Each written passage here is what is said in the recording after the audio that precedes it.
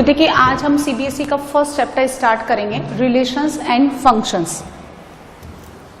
Write down relations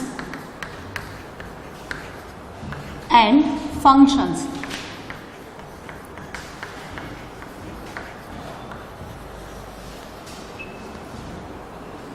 तो देखिए कहां से स्टार्ट होता है ये 11th क्लास के सेट से स्टार्ट होता है। सेट्स और रिलेशन के बारे में हम लोग 11th क्लास में ऑलरेडी पढ़ के आते हैं, ठीक है।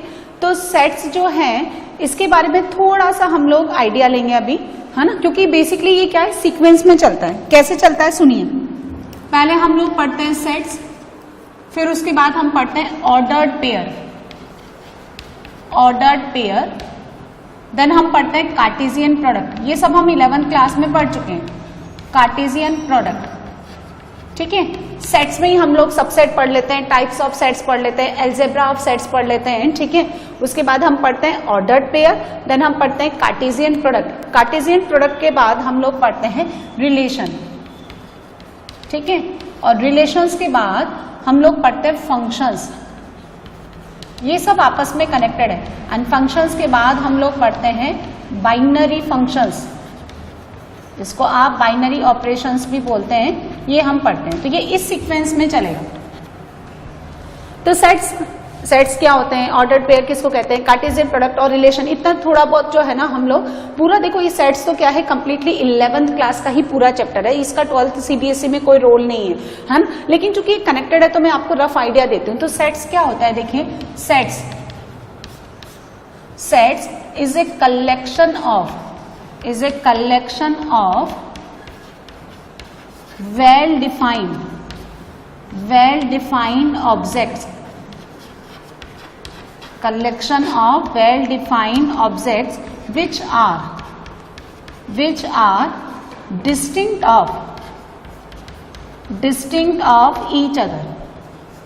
distinct मतलब एक ही एलिमेंट को बार बार लिखने का क्या मतलब, which are distinct of each other, है ना। वेल डिफाइंड का मतलब क्या होता है, प्रॉपर्ली आपको समझ में आना चाहिए कि एक्चुअली ये ऑब्जेक्ट्स क्या है, मिसगाइड नहीं करना चाहिए, है ना, मिसगाइडेड नहीं होना चाहिए, मिस इंटरप्रेट नहीं होना है, यानी प्रॉपर्ली आपको समझ में आना है। यानी collection of beautiful girls in the class, तो ब्यूटीफुल गर्ल्स आपको मिसगाइड करता है। Collection of intelligent boys in a class, वो भी आपको मिसगाइड करता है, ठीक है। Collection of all the numbers या ऑल द नेचुरल नंबर्स, वो ठीक है। Collection of all the integer, collection which are divisible by the 2, ये सब क्या है, ये प्रॉपर्ली डिफाइंड एलिमेंट्स है। सेट्स जो है वो कैपिटल लेटर से रिप्रेजेंट करते हैं हम, A B C and so on. Sets are represented by capital letters, ठीक है। और उसमें जो हम लोग बढ़ते हैं ऑब्जेक्ट्स, उनको हम क्या बोलते हैं, एलिमेंट्स। यानी ए बी सी डी ई, इनको हम लोग क्या बोलते हैं, एलिमेंट्स, है ना। जैसे कोई भी नेचुरल नंबर है तो नेचुरल नंबर को कैसे लिखेंगे, कर्ली ब्रैकेट 1 2 3 4, पहले समझ लो आप, फिर आप नोट कर लें इस तरह से। अभी सेट्स क्या है, सेट्स को रिप्रेजेंट करने के दो टाइप्स होते हैं। रिप्रेजेंटेशन, यदि आप सेट्स का रिप्रेजेंटेशन देखो, क्योंकि बहुत ज्यादा डिटेल में नहीं बताना मुझे, है ना, ये आपको थोड़ा सा ब्रीफ में मुझे समझाना है। तो सेट्स को रिप्रेजेंट करने के दो तरीके होते हैं। फर्स्ट वन इज द, बोलो, हाँ, roster form and which is also called the tabular form।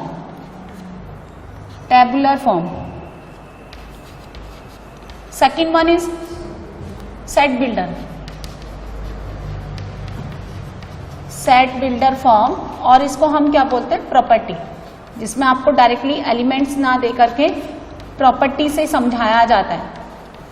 So set builder form में क्या होता है, the elements are written in the curly bracket separated by comma. तो ये कैसा है, हाँ, और ये रोस्टर फॉर्म है। और अगर मैंने देखो ऐसे लिखा किसी भी नंबर को, सेट ए बिलोंग्स टू, है ना, यहाँ पे लिखा मैंने x, ठीक है, और फिर मैंने लिखा x ग्रेटर देन 3, और फिर मैंने लिखा x बिलोंग्स टू क्या, नेचुरल नंबर। तो ये कौन सा फॉर्म हो गया, हाँ, ये हो गया प्रॉपर्टी मेथड यानी सेट बिल्डर। फिर अगर मुझे इसको रोस्टर फॉर्म में कन्वर्ट करना है तो मैं कैसे लिखूंगी बताइए, greater than 3 and natural number, so 4 5 6 7 and so on. तो सेट्स क्या है, जितने भी हम वेल डिफाइंड जो प्रॉपर्ली डिफाइंड ऑब्जेक्ट्स होते हैं उनका कलेक्शन होता है, either represent in roster form और द सेट बिल्डर फॉर्म। इसमें जो भी एलिमेंट्स, ये जो ऑब्जेक्ट्स होते हैं इनको हम क्या बोलते हैं, एलिमेंट्स, ठीक है, स्मॉल लेटर से रिप्रेजेंट करते हैं, खैर ये तो नंबर्स हैं, और जो सेट्स होता है उनको हम किससे रिप्रेजेंट करते हैं, कैपिटल लेटर से। फिर आता है उसके बाद ऑर्डर्ड पेयर,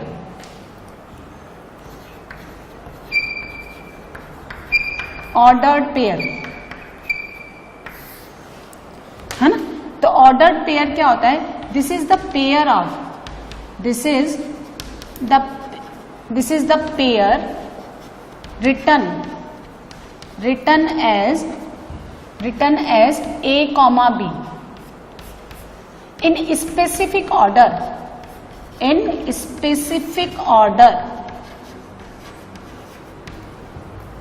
है ना, as A belongs to set A, ये जो फर्स्ट एलिमेंट है ये तो किसी सेट A से बिलोंग करता है, and B belongs to set B, ठीक है। इसको बोलते हैं हम लोग first element of ordered pair, and B is called the second element of ordered pair, है ना। And generally A comma B is not equal to क्या, B कॉमा A। जैसे हम कोऑर्डिनेट ज्योमेट्री में भी पढ़ते हैं, वो क्या होता है, ऑर्डर्ड पेयर ही तो होता है। हम जो कोऑर्डिनेट ज्योमेट्री में पढ़ते हैं वो क्या है, ऑर्डर्ड पेयर है। तो जो फर्स्ट लिखा जाता है x कॉमा y, जो फर्स्ट लिखा जाता है x कॉमा y, उसको हम बोलते हैं abscissa, y is the ordinate. तो ऑब्वियसली अगर आप 2 कॉमा 1 लेते हो तो 2 तो किसके अलोंग रिप्रेजेंट करेगा, x एक्सिस के अलोंग, एंड 1 किसके अलोंग रिप्रेजेंट करेगा, y एक्सिस के along. So obviously this can not be equals to y comma x। So specific order में जब हम 2 एलिमेंट्स को लिखते हैं और उसको ब्रैकेट में इस तरह से डाल देते हैं तो हम उसको क्या बोलते हैं, ordered pair, and A comma B is not equals to B comma A। अगर आप इक्वल करते हो, यदि आप इक्वल करते हो तो फर्स्ट एलिमेंट फर्स्ट के इक्वल होना चाहिए, सेकंड एलिमेंट सेकंड के इक्वल होना चाहिए। सिमिलरली यहाँ पे देखो एक और चीज आती है which is called the ordered triplets.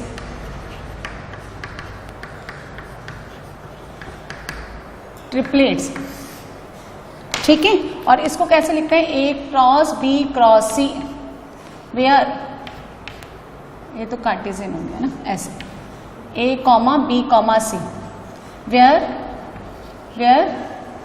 चौक सारे गीले हो गए, where A belongs to capital A, B belongs to capital B and C belongs to capital C। समझ में आ गया आपको, सेट्स के बारे में थोड़ा बहुत याद आ गया होगा। 11th क्लास में हम लोग पढ़ के आते हैं, 2 तरीके से रिप्रेजेंट करते हैं, roster form, set builder form, उसके बाद ये ऑर्डर्ड पेयर। अब ऑर्डर्ड पेयर के बाद क्या होता है, हम लोग क्या करते हैं, 2 सेट्स हमने कंसिडर किया A एंड दूसरा हमने कौन सा लिया B, उसमें से जो भी एलिमेंट्स ले रहे हैं हम लोग, पहला वाला एलिमेंट हम सेट A से ले रहे हैं और दूसरा वाला एलिमेंट हम किस में से ले रहे हैं, सेट B में से ले रहे हैं। अब जितनी भी पॉसिबिलिटीज हो सकती हैं A कॉमा B की, उनको हम क्या बोलते हैं, कार्टेशियन प्रोडक्ट, है ना। सो नेक्स्ट क्या है, कार्टेशियन प्रोडक्ट।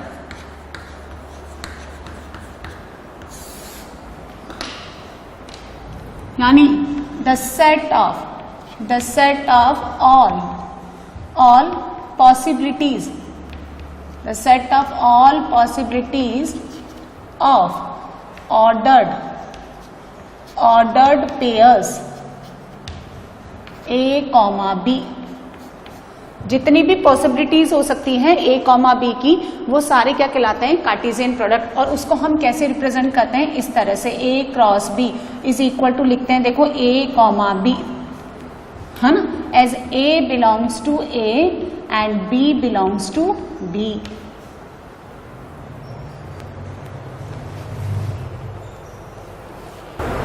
है ना, तो इसको बोलते हैं कार्टेशियन प्रोडक्ट, ठीक है। डिफाइंड फ्रॉम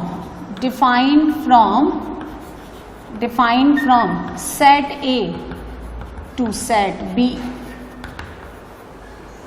समझे आप, जैसे देखो कोई एक एलिमेंट ले लेते हैं हम लोग, 1 2 3, ये 3 एलिमेंट सेट A में है और B में हमने एलिमेंट ले लिए 4 5। तो कार्टेशियन प्रोडक्ट कैसे डिफाइन करेंगे, कार्टेशियन प्रोडक्ट क्या होता है, A comma B, where A is the element of set A and B is the element of set B। तो बोलो कैसे लिखेंगे, 1, फिर यहां से लेंगे 4, 1 and then 5, 2 4, 2 5, 3 4 and 3 5, ठीक है। सो सुनिए, चलो इतना नोट कर लो। सो ये कार्टेशियन प्रोडक्ट समझ में आया। अब देखिए यहाँ पे देखिए बी क्रॉस ए लिखते हैं हम लोग, which is equal to ordered pair B comma A and B, है ना। अब बी किस में से लेंगे, हमने फ्लिप कर दिया, तो बी किस में से लेंगे, किस में से, हाँ ये तो इसी में से जाएगा ना, देखो तो सही। जैसे आप यहाँ कैपिटल ए लेते हो तो ये इसमें से जाएगा, ये इसमें से जाएगा। अब ये लेते हैं तो बी किस में से जाएगा, तो उसी में से जाएगा, बी में से। और स्मॉल, है ना, स्मॉल ए किस में से जाएगा, बोलिए कैपिटल ए में से। तो कितना बनेगा बताओ, जितने भी कार्टेशियन प्रोडक्ट है वो बोलिए 4,1। ये ले लो ना, पहला एलिमेंट कौन आएगा, ये तो 4,1, फिर कितना आया 4,2, 4,3, फिर 5,1, 5,2, 5,3। तो हमने देखा 1,4 यहाँ है, 1,4 है क्या कहीं पे, नहीं। फिर 1,5 तो है क्या 1,5। इसका मतलब क्या समझ में आया कि Cartesian products defined from A to B is not equal to Cartesian product defined from B to A, यानी A cross B is not equal to B cross A. तो हमने पहले सेट्स पढ़ा, फिर ऑर्डर्ड पेयर, ऑर्डर्ड पेयर के बाद Cartesian product. अब देखिए इस पे आते हैं हम लोग, रिलेशंस क्या है। अब इसको ध्यान से समझेंगे।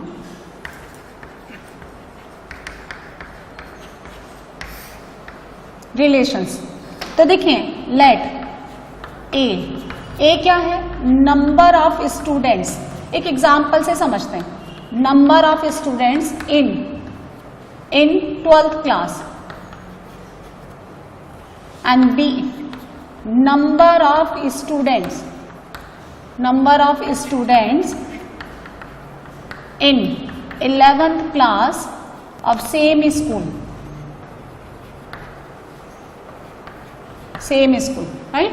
अब हमें लिखना है ये Cartesian product is the all possibilities of ordered pair in such a way A belongs to A and B belongs to B, set B. ठीक है, तो क्या क्या हो सकता है, सुनिए इसमें क्या क्या हो सकता है ना। मुझे क्या डिफाइन करना है, एक रिलेशन डिफाइन करना है। रिलेशन किस में डिफाइन करना है, इस फर्स्ट एलिमेंट और सेकेंड एलिमेंट में। हमने क्या किया, ये क्या है, एक सेट का एलिमेंट है ए का, सेट बी का ये कोई एलिमेंट ले लिया हमने, और दोनों को हमने एक ordered pair A comma B के फॉर्म में रिप्रेजेंट कर दिया। ठीक है, इसको हम बोल रहे हैं कार्टेशियन प्रोडक्ट। अब कार्टेशियन प्रोडक्ट के अंदर ये जो दो एलिमेंट्स है A comma B, which is called the first element and second element, इसमें कोई ना कोई रिलेशन तो हो सकता है ना।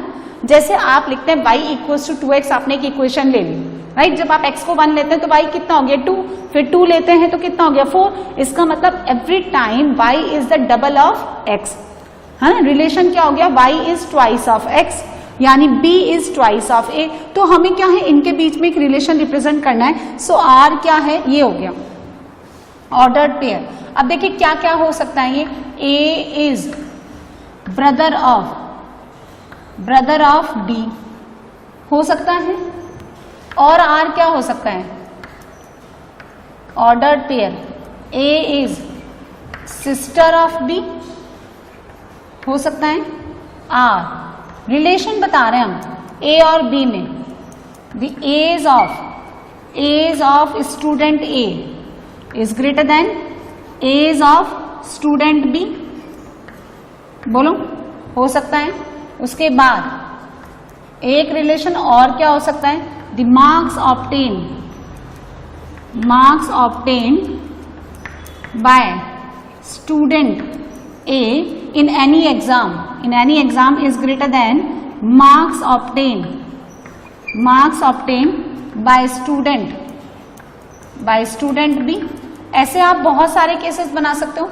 सो यहां से मैंने क्या निकाला, सो मैथमेटिकली हमने क्या कंक्लूजन निकाला, mathematically relation R means relation is a subset of Cartesian product A cross B, that is mathematically हम लिख सकते हैं R is a subset of A cross B। हम लोग क्या लिख सकते हैं, ए क्रॉस बी, यानी ये ऑर्डर्ड पेयर की जितनी भी पॉसिबिलिटीज हैं वो सब किसके अंदर आ रही है, कार्टेशियन प्रोडक्ट में, और फिर हम उसके सबसेट ले रहे हैं। वो उसका ब्रदर है, ये उसकी सिस्टर है, वो मदर है, वो फादर है, उसका एज उससे ज्यादा है, उसके मार्क्स इतना है, ये इस तरह से। खैर स्टूडेंट्स में मदर फादर तो नहीं होगा, लेकिन यहाँ पे मतलब मैंने एक केस आपको समझाया है ना। तो ये कितने हैं, सबसेट आपने ले लिया है ना। तो ये जितने भी सबसेट्स हैं वो क्या रिप्रेजेंट करता है, रिलेशन को रिप्रेजेंट करता है। तो ये किसका सिंबल होता है, सबसेट का। तो R is a subset of Cartesian product defined from A to B, where A, यहाँ पे ये जो A क्रॉस B हम लेते हैं ना, तो उसमें जो एलिमेंट्स हैं which are represent by the ordered pair A और B, देखो सब कनेक्ट हो गया ना। R जो है, R किसका सब्जेक्ट है, सबसेट है A क्रॉस B का, राइट। A क्रॉस B क्या है, ऑर्डर्ड पेयर। ऑर्डर्ड पेयर मतलब क्या, A कॉमा B। A और B किस में से लेते हैं, सेट A में से, और B लेते हैं सेट B में से। A और B क्या है, एलिमेंट्स है, और कैपिटल A और कैपिटल B क्या है, सेट्स हैं। तो सारी कहानी फिर स्टार्ट कहाँ से होती है, सेट्स। और सेट्स क्या है, इन एलिमेंट्स को रिप्रेजेंट करने का एक तरीका है ना। अब सुनिए, यदि किसी सेट A में total number of distinct elements, जिसको आप ऐसे भी लिखते हैं, देखें, कार्डिनल नंबर ऑफ A, ये मैंने ले लिया M, और B का कार्डिनल नंबर जो है किसी सेट B में वो कितना है, N। So total number in A cross B बताओ, यानी N of A cross B कितना हो जाएगा बताओ। आप खुद ही देखो ना, यहाँ पे A में कितना था, 3, और B का कितना है, B में कितने नंबर्स है, कार्डिनल नंबर बोलते हैं इसको, यानी N ऑफ A कितना हो गया 3, N ऑफ B कितना हो गया बोलो 2। तो N of A cross B इस कार्टेशियन प्रोडक्ट में कितना हो गया, ऑब्वियसली 6, क्योंकि हर एक एलिमेंट इसके 2 से, फिर ये वाला इसके 2 से, और ये तो 2 2 2 हाउ मेनी टाइम्स, 3 टाइम्स, तो 6 बन गया। तो यहाँ कितना बनेगा, M इंटू N। अच्छा, अगर किसी भी सेट में total number of distinct elements N है, तो सबसेट्स क्या होता है, NC0, है ना। जैसे समझिए यहाँ पे A कोई सेट है 1 2 3 अप टू N, सो हम क्या लिखते हैं, total number of subsets. Total number of subsets क्या लेते हैं, N में से एक भी ना लें, जिसको आप फाइनल सेट बोलते हैं, एक ले लें जिसको आप सिंगलटन बोलते हैं, कोई 2 ले लें जिसको आप ऑर्डर्ड पेयर बोलते हैं, 3 ले लें, ऑर्डर ट्रिपलेट पढ़ते हैं हम लोग, 4 ले लें, और सारे में से सारे ले लें, NC0 NC1 NC2 और NCR हम लोग पढ़ चुके हैं ना। ये होता है N factorial upon R factorial factorial N minus R, जहाँ R बिलोंग करता है आपका 0 1 2 3 अप टू N तक। तो ये किसके बराबर आता है, this is equals to 2 raise to N, total number of subsets. तो यदि आपके पास A क्रॉस B में M into N total number of elements हैं और R उसका सबसेट है, तो टोटल नंबर ऑफ सबसेट्स और क्या बोलेंगे आप, total number of relations defined from A to B कितना हो जाएगा बोलिए, 2 raise to M into N, है ना। तो किसी सेट A में M एलिमेंट्स है, B में N एलिमेंट्स है, तो A क्रॉस B में टोटल कितने हो गए, M इंटू N।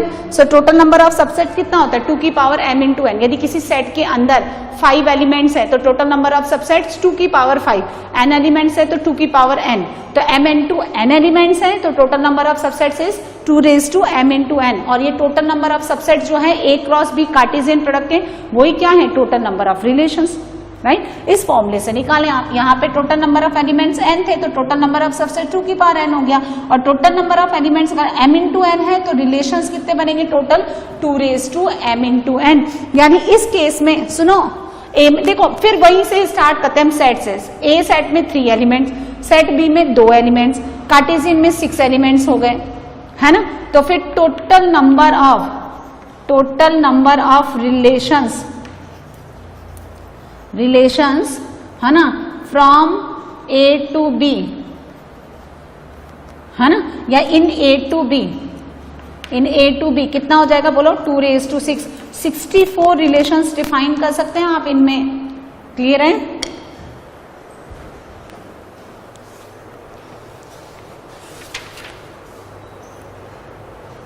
सो समझ आया, सेट समझ में आ गया आपको, कार्टेशियन, प्रोडक्ट, ऑर्डर, पेयर, ये सब समझ में आ गया।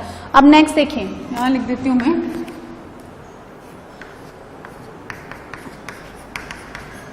इसको पढ़ेंगे अब हम डिटेल में।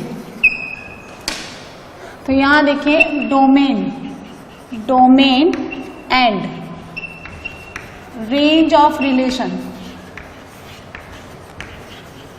Domain and range of relation. ये देखो आपने क्या, इसी एग्जांपल को देख लो।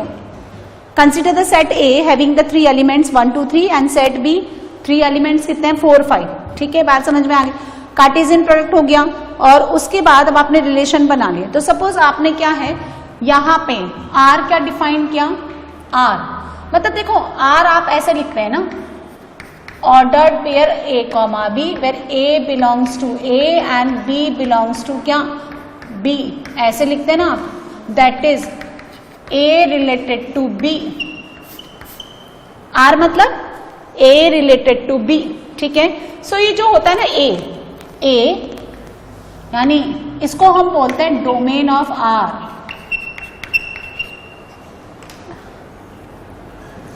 डोमेन ऑफ आर यानी A where A belongs to क्या, A, and range of R इसको बोलते हैं बी, यानी second element that is B belongs to B. ठीक है, सपोज देखो ए कोई सेट आपने ले लिया, वो ही ले लेते हैं 1 2 3।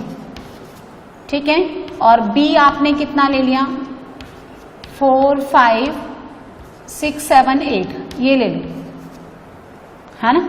और हमने क्या लिखा, आर गिवन है आपको ऐसे, X comma Y ordered pair such that y is equals to 2x and x belongs to a and y belongs to b। ऐसे कौन सा फॉर्म है ये हमने सेट के फॉर्म में रिप्रेजेंट किया, विच इज कॉल्ड द, कौन सा फॉर्म है, set builder form, set builder form. अब रोस्टर फॉर्म तो मैं लिखूंगी कैसे, ये देखिए कैसे लिखेंगे, सुनिए। जब x का वैल्यू 1 है, जब x का वैल्यू 1 है तो y 2 आना चाहिए, लेकिन यहां नहीं है। जब 2 है तो कितना होगा 4, और जब 3 है तो कितना ले लेगा 6। बस ये रिलेशन है ना। तो डोमेन कौन हो गया, डोमेन कौन हो गया 2 and 3, है ना, ये आर है ना। तो domain of R, first element of ordered pair, ordered pair मतलब ए कॉमा बी लिखा ना मैंने, तो ये फर्स्ट एलिमेंट कितना हो गया 2 and 3, and range of R, range of R is the B, second element यानी 4 and 6। क्लियर है। सो देखो एक एग्जांपल से समझते हैं हम रिलेशन क्या है। There are the 2 types of the sets, A sets having the elements 1 3 5 7, B set में 2 4 6 8 है।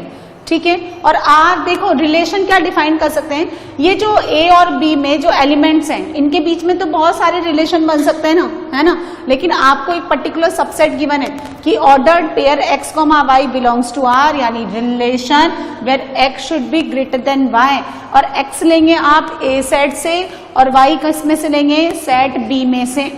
तो देखो X should be greater than Y, तो भैया 1 तो किसी से बड़ा होगा नहीं, तो 3 रिलेटेड टू 2, फिर 3 और किसी से होगा नहीं, 5 रिलेटेड टू 2, समझिए कैसे लिखते हैं, फिर 5 related to 4, 7 related to 2, 7 related to 4 and 7 related to 6। बस, है ना।